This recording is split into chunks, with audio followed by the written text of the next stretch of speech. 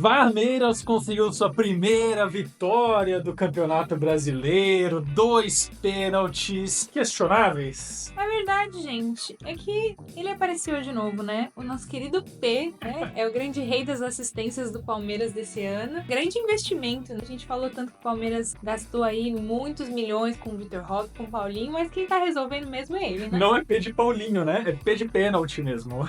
Enquanto o Paulinho não estreia, pelo menos o pênalti tá dando um pouquinho de alegria pra gente. Mas assim, vamos falar a verdade. Gente, o Palmeiras tem jogado um futebol, assim, sofrível, né? Deprimente. O Palmeiras não cria nada, é só chutão. Tanto que o Vitor Roque tá jogando, mas o Vitor Roque ainda não conseguiu fazer nada no Palmeiras, porque a bola não chega nele, né? O Palmeiras continua fazendo cruzamentos aleatórios. Então, minha dica pros zagueiros adversários é: pra que você vai fazer falta, querido? Depois o juiz marca pênalti, vocês reclamam a semana inteira, pô. A gente já tinha falado em outro vídeo sobre o tal do centroavante fantasma do Palmeiras, e aí chegou o Vitor Roque, isso aí foi antes de chegar o Vitor Roque, chegou o Vitor Roque e aqueles cruzamentos sumiram. Tinha alguma coisa no entrosamento dos jogadores do Palmeiras com o centroavante fantasma que eles não conseguiram esse entrosamento com o Vitor Roque ainda. Eles estão sentindo falta dele. Claramente, assim, o time não tá se adaptando bem sem esse jogador aí referência na área. O time que também não tá se adaptando muito bem é o meu clube Atlético Mineiro, que ele desaprendeu a jogar, ele sabe jogar contra o Patrocinense, contra Tombense, contra o Cruzeiro, mas contra todos os outros times, esqueceu como joga, é proibido fazer gol, acho que eles devem ter combinado alguma coisa assim, quem faz gol é corno, porque não é possível. Pra você ver como o campeonato estadual, ele dá uma enganada, né? Assim, o Atlético ganhou bem o Mineiro, os atleticanos estavam bem animados, achando que o Brasileirão desse ano tava no papo, mas o Atlético tá com um pouquinho de dificuldade aí. Também ficou no 0x0 ali na estreia da Sul-Americana e ainda não convenceu no Brasileirão.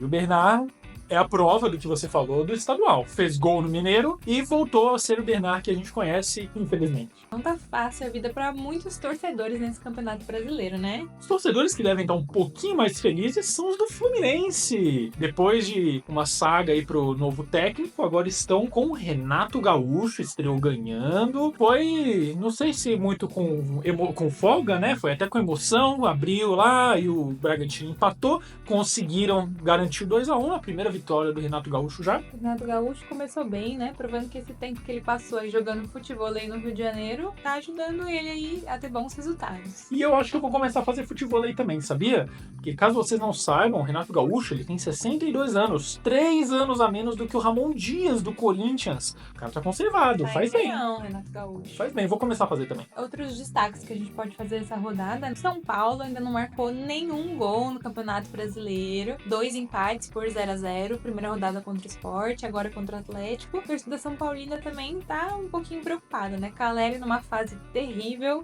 Ele foi expulso em 10 minutos. Foi em 10 minutos, ele entrou no jogo, foi expulso. O Lianco também conseguiu ser expulso, apesar de eu adorar o Lianco, conseguiu ser expulso. Foi um show de horrores aquele jogo. Não sei que time foi pior entre os dois. Foi uma depressão. E acho que o torcedor que deve estar triste também em Minas Gerais é o torcedor do Cruzeiro. Tomou uma chapuletada do Inter no Beira-Rio. Já esperava que o Inter fosse ganhar esse jogo. Talvez não esperava que fosse ser tão fácil. Em Minas Gerais deve estar difícil, porque enquanto em outros estados você tem aquilo de esperar o resultado do seu adversário para zoar na segunda-feira ou na quinta, para os jogos do meio da semana, o Atlético e o Cruzeiro, os atleticanos e os cruzeirenses não conseguem, porque os dois times estão horríveis, não tem ninguém com moral para zoar o outro. Então deve todo mundo chegar amanhã no trabalho, na segunda-feira, na terça-feira, o atleticano vê o cruzeirense, eles se olham e falam: oi, bom dia. E é isso. Vamos falar de outros assuntos, né? Vamos falar do clima, esfriou, vai chover essa semana. E outro torcedor que deve estar bem triste, como sempre, né? Isso não é nenhuma novidade, é o torcedor vascaíno. Eles chegaram até a dar uma esperança pro time antes, vai. O Vasco que no meio da semana chegou a abrir 3x1 na estreia da Sul-Americana e aí deixou o Melgar empatar no finalzinho do jogo em 3x3. E aí no sábado conseguiu tomar 3 do Corinthians. Isso porque o VAR com certeza era vascaíno e ainda anulou 2 gols do Corinthians. O Corinthians teve que fazer 5 gols no Vasco pra valer 3. E do torcedor vascaíno tá bem difícil. E agora vamos ver o que o meio da semana vai reservar pro torcedor vascaíno. Se vai ter ali talvez um 4x0 virando um 5x4 contra o Vasco. O que vai vir, porque boa coisa não é. A fase não tá muito legal. Bom, e os torcedores que estão felizes, né, nesse final de semana? Os torcedores flamenguistas, provando aí um pouco do favoritismo que a gente já espera do Flamengo. A Arrascaeta já voltou com tudo, já marcou gol, tá mostrando que tá zerado. O Botafogo, que voltou a vencer também, ganhou do Juventude no final da semana, o atual campeão, então, dando sinais de que pode voltar a ser o Botafogo do ano passado. E também o Fortaleza, que a gente já falou aqui, como o Fortaleza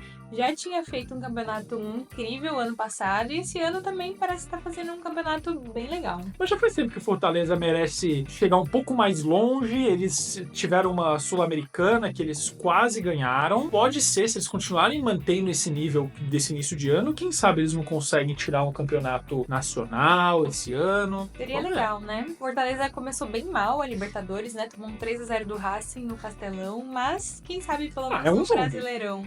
Vamos torcer por isso. Também essa semana a gente tem mais rodadas de Sul-Americana e de Copa Libertadores. O Atlético joga contra o incrível Deportivo Iquique, que a gente espera que seja um jogo fácil pro Atlético, vai jogar em casa. Mais um 0-0, eu aposto. Um 0-0 fácil. Com o Rony perdendo uns 53 gols.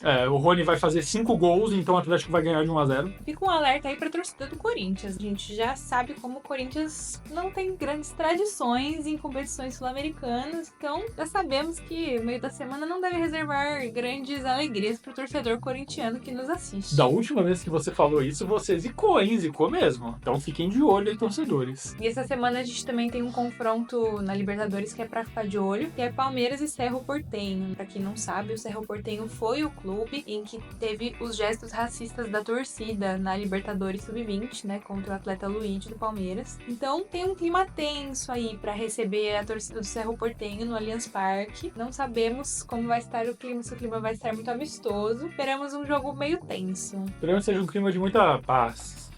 Mais um final de semana acabou, mais uma rodada do Brasileiro, mais uma semana começando, com muitos jogos aí pra você sofrer. E eu desejo que você, torcedor, tenha uma semana igual do nosso amigo menino Ney. Pouco trabalho, bastante comemorações e eventos pra você se divertir bastante, fazer o mínimo de esforço possível. E esquecer de futebol. Não precisar pensar em futebol, tal qual Neymar. É isso. Gente, deixa aqui nos comentários se vocês gostaram desse nosso novo formato. Tentamos aqui de segunda-feira. Deixa um comentário o que você está esperando essa semana do seu time, como você sabe que vai passar raiva, de que forma seu time vai te fazer passar raiva essa semana, e a gente se vê no próximo.